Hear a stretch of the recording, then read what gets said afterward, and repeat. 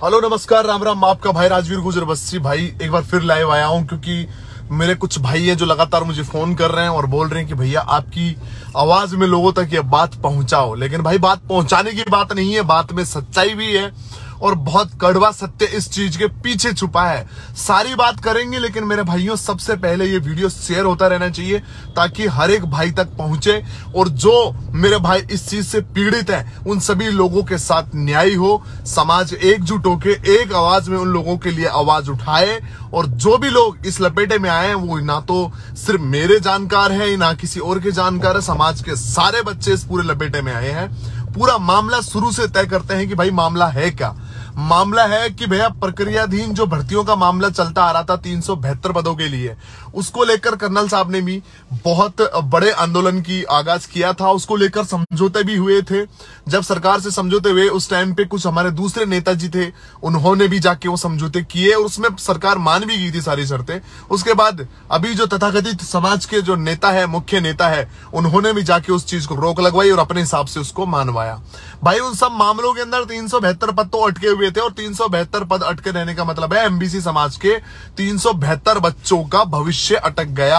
और वो भविष्य क्यों अटक गया? क्योंकि वो सिर्फ और सिर्फ नेताजी की गलतियों से अटक गया।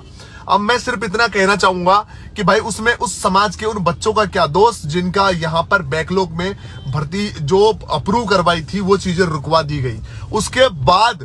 उसके बाद कंप्यूटर अनुदेशक की जो भर्ती थी उसके अंदर भी लगभग 416 पदों में से सिर्फ 52-53 पद ही भरे गए और वहां पर फिर बच्चों को लॉलीपॉप देकर लटका दिया गया। भैया एमबीसी के जो रिजर्व पद थे उनमें से 416 नौकर और लग सकते थे एमबीसी समाज के, उनको भी अटका दिया गया और ये सिर्फ और सिर्फ काम कर रहे थे नेताजियों की वजह से।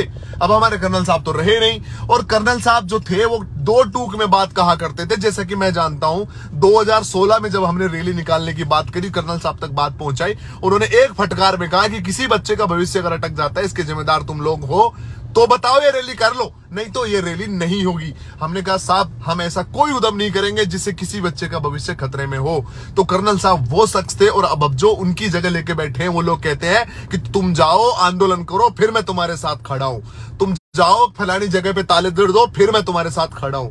भाई ये समाज रोए तो रोजना कहां रोए, क्योंकि जो नेताजी जितने भी नेताजी हैं समाज के, मैं सिर्फ एक आदमी का नाम नहीं लूंगा, यहां पर जो किसी पार्टी में भी है, जो देवनारायण बोर्ड के अध्यक्ष है, सब तमाम लोग जिम्मेदार है इस चीज के कि आज इन बच्चों के साथ जो अन्याय हो रहा है इस अन्याय को कोई भी इस मुद्दे के साथ उठाकर नहीं लेकर आ रहा है। क्योंकि उनको अगर ये सारे मुद्दे कंप्लीट हो गए तो भाई आने वाले जो चुनाव है उनमें बड़े बड़े मंचों से भाषण क्या देंगे वो लोग, इस चीज का रोना है भाई। और सबसे बड़ी समस्या ये नहीं है कि ये रोजना चुनाव तक सीमित है, ये है कि भैया आचार संहिता लगने के बाद फिर 5 साल तक ये बच्चे नंगे पांव घूमते रहेंगे और इनके भविष्य का फैसला नहीं होगा। यानी समाज के करीब आप मान के चलिए 700 पदों पर यानी 700 नौकर और हो सकते हैं समाज के अंदर। उन नौकरों को सिर्फ नंगे पांव घुमाया जा रहा है, दौड़ाया जा रहा है, क्योंकि अगर उनका काम जल्द से जल्द हो जाए, सरकार से सहमति बन जाए और उन बैकलॉग जो पद है उन पर उनको ज्वाइनिंग दे दी जाती है तो भैया राजनीतिक रोटियां जो है ना वो सिकनी बंद हो जाएगी। अगर आपको अभी भी भेजे में मेरी बात थोड़ी सी भी जा रही है मेरे भाइयों तो धड़ाधड़ ये शेयर कर दो और लोगों तक पहुंचाओ कि भैया ये आचार संहिता जो लगने वाली अक्टूबर में, इससे पहले मांग को अपनी लेवल पे, बड़े लेवल पे इसको उठाया जाए और एकजुटता के साथ जल्द से जल्द जाती हुई सरकार से, यानी कि क्या पता ये सरकार रिपीट भी हो या नहीं हो, क्या पता आने वाली सरकार इन बातों को फिर से नए सिरे से 5 साल तक शुरू करे और 5 साल जाते जाते फिर से उन मुद्दों पर सीरियस ले, फिर वो सरकार कहेगी जब हमारी रिपीट होगी तब बात करेंगे। यानी कि एक लूप बन जाएगा, उस लूप में बार बार आप सिर्फ अपनी मांगों को मांगते रहोगे और आपको कोई भी इंसाफ वाली और कोई भी सॉल्यूशन आपको गवर्नमेंट की तरफ से नहीं मिलेगा अगर आप एक नहीं रहते हो तो। अब आती है मुद्दे की दूसरी बात भाई। फिलहाल यहाँ पर कुछ छात्राएं और छात्र टंकी पर चढ़े हुए हैं जो कि मुझे सूचना मिली, मैं उसके बारे में पूरी डिटेल भी लूंगा भाई कौन से जगह पर ये लोग चढ़े हुए हैं, क्या मामला है। लेकिन ये सत्य है कि इस समय वो टंकी पर चढ़े हुए हैं और उनको वहां पर इसलिए वो उनको वहां पर जो चढ़ने के बाद जो नीचे से लोग जो प्रोटेक्ट कर रहे हैं, जो उनके बारे में बात पहुंचाने की कोशिश कर रहे हैं, वो लोग लगातार हमसे संपर्क साधने की कोशिश कर रहे हैं। ना सिर्फ मुझसे भाई, मैं कोई बड़ी ऐसे अजीब सी हस्ती नहीं हूं, बहुत से गुजर समाज में ऐसे ऐसे लोग हैं जिन तक वो अपनी बात पहुंचाने का काम कर रहे हैं। अब ये तो रही नेताओं की सबसे बड़ी चीज। अब ग्वालियर के मुद्दे की बात करते हैं। भाई ग्वालियर में जो हो रहा है वो बहुत ही शर्मनाक चीज चल रही है। अगर आपको थोड़ा सा समझ में आ रहा है, ग्वालियर में जो बहुत सारे लोगों पर आंसू गैस के गोले चलाए गए हैं, 700 लोगों पर केस किया गया है और लगातार वहां पर 17 लोगों के खिलाफ वारंट निकाल दिया गया, इनामी उनको मुजरिम बनाकर घोषित कर दिया गया है।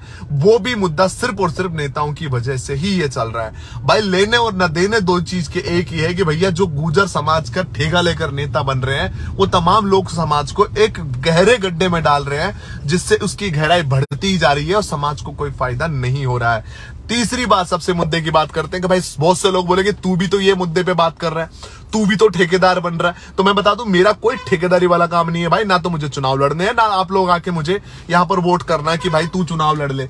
मैं सीधी सी बात को एक को जानता हूं कि मैं लोगों के लिए आवाज उठाता हूं और सही के लिए बोलता हूं। अगर मुझे उसमें भी डर लगता है तो भाई मेरा ये मेरी पहचान ही नहीं है, क्योंकि मेरी पहचान इसी चीज की है कि मैं खुला बोलता हूं, चाहे कोई भी हो सामने, वो कोई भी मेरा खास निजी नेता हो, चाहे कोई मेरा खास आदमी हो। अगर गलत हो रहा है तो भाई मैं खुल के बोलूंगा। तो आप लोग भी इस गलत को सहन ना करें और ज्यादा से ज्यादा शेयर करें कि जो हालत ग्वालियर और एमपी के अंदर जो चल रही है उसके तमाम लोग जो जिम्मेदार है वो आगे आए और इस पूरे मामले में उन लोगों को 700 लोग जिन पे मुकदमे हुए, जो स्टूडेंट जो आगे जाके कोई ना कोई अधिकारी बन सकता था, आगे जाके कोई हमारा कलेक्टर बन सकता था, उन लोगों पर केस हो गए, वो आगे कुछ नहीं बन सकते, उनका करियर खराब हो चुका है। तो वो केस वापस लेने के लिए जो भी है जिम्मेदार लोग वो सभी आगे आए और इस मामले को आगे खींचे। अब मैं इन तमाम बातों के अंदर एक ही बात बोलना चाहूंगा मेरे भाई कि मुझे ना ज्यादा यहां पर लप लप करने की वो नहीं है। आप लोगों को भेजे में अगर बात घुसी है तो एमबीसी की जो प्रक्रियाधीन बैकलॉग वाली भर्तियां हैं उन पर तमाम लोग जाग जाए, एक हो जाए, इस लाइव को शेयर करें और ज्यादा से ज्यादा लोग वो जो टंकी पे बच्चे चढ़े हुए जिनकी इंफॉर्मेशन आप लोगों को हर जगह से मिल जाएगी, हो सकता है सुबह तक या कल तक सबको पता चल जाएगा, उन बच्चों का साथ दे। और भाई 8-9 दिन बचे हैं, इस 8-9 दिन में जो हो सकता है वो कर लो। नहीं तो देखो भाई, कुछ लोग कमेंट कर रहे हैं कि पुलिस वाले ने खुद गाड़ियां तोड़ी है। तो भाई मैं बता दूं आपको, ऐसी जगहों पर हमेशा षड्यंत्र रचे जाते हैं। इसके जिम्मेदार जो भी नेता है वो चाहे मैं कहूंगा किसी समाज या किसी जाति विशेष का नाम तो मैं कभी लेता भी नहीं हूं पर्टिकुलर, क्योंकि मेरी आदत में रहा है कि मैं जातियों को टारगेट नहीं करता कभी भी, क्योंकि मैं खुद एक भाईचारे को सपोर्ट करता हूं। पर मैं एक चीज कहना चाहूंगा कि व्यक्ति विशेष की विचारधारा हो सकती है, सब लोगों की नहीं। जो लोग इसमें जिम्मेदार है तमाम लोगों को जल्द से जल्द लपेटे में ले जाए, चाहे वो गुर्जर समाज की तरफ से हो, चाहे आगे दूसरे समाज की तरफ से हो। और जो भी नेता इसमें लिप्त पाया जाता है भाई, उसको आगे आने वाले चुनाव के अंदर औंधे मुंह पर टकने का काम करे सब लोग मिलकर, क्योंकि इनका घमंड टूटना जरूरी है। लोगों का भविष्य खराब करने की जो ये आदत फितरत बन चुकी है, इस फितरत को खत्म करना जरूरी है। और सबसे कड़वी बात यह है कि भाई जो समाज के ठेकेदार राजस्थान में बने हुए हैं उन ठेकेदारों की ठेकेदारी छीन लो, हाथों में ले लो और जल्द से जल्द जो भी आपके आस पड़ोस में बच्चे हैं जो फ्यूचर में तैयारी कर रहे हैं उन सब बच्चों का भविष्य सुरक्षित कर लो। बस मेरा इतना ही कहना है। राम राम सा। और इससे ज्यादा कुछ समझ में आए तो भाई लाइव शेयर कर देना।